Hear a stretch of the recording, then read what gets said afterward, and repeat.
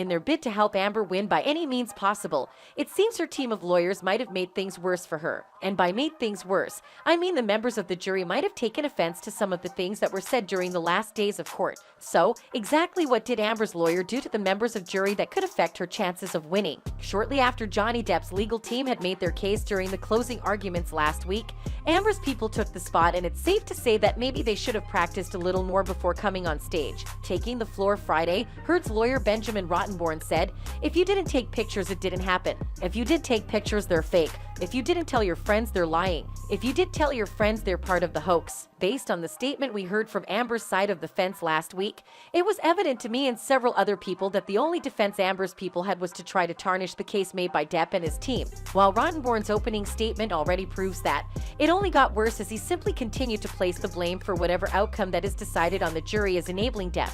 Failure to seek medical attention meant you were not injured.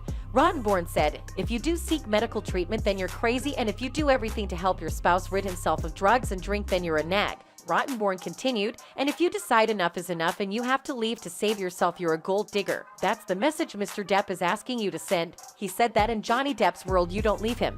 And if you do, he will start a campaign of global humiliation against you. He will do everything he can to destroy your life, to destroy your career. That's what they're trying to get you to be an accomplice to." The lawyer that urged jurors not to be an accomplice to this message and to the Pirates actor's global humiliation campaign against his former wife. As disrespectful as that already sounds, he then made it worse by telling them not to bother looking at the evidence. Given that Rottenborn already kicked things off with several wild accusations in addition to visibly making the jury uncomfortable, everyone expected that Amber's other lawyer would swoop in to save the day, but with her it was the exact opposite. In fact, some would argue that she pretty much made things even worse. Starting off her time to speak, Elaine tried to paint Johnny as a terrible person, just like the previous lawyer had done, except that here, Elaine added a lot of extravagant and ambiguous content that didn't go in her favor. Knowing that they couldn't exactly defeat the claims previously made by Johnny's lawyers, who showed video and played audio recordings implicating Amber in the court, she decided to go through the route of personality attacks. On that note, Amber's team did show the court photos and videos of Johnny,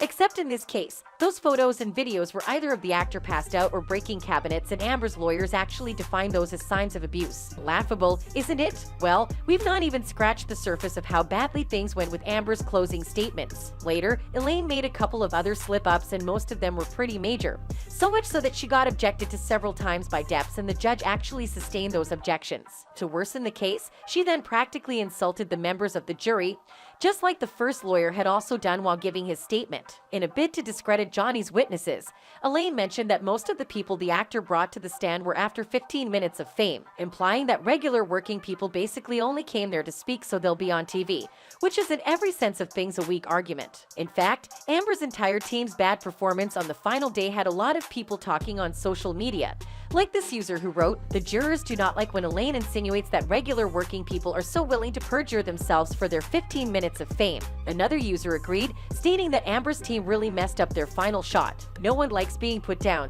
It was disheartening that a lawyer couldn't find any other argument. With all that was going on, some other users still managed to get a good laugh out of everything that's been happening.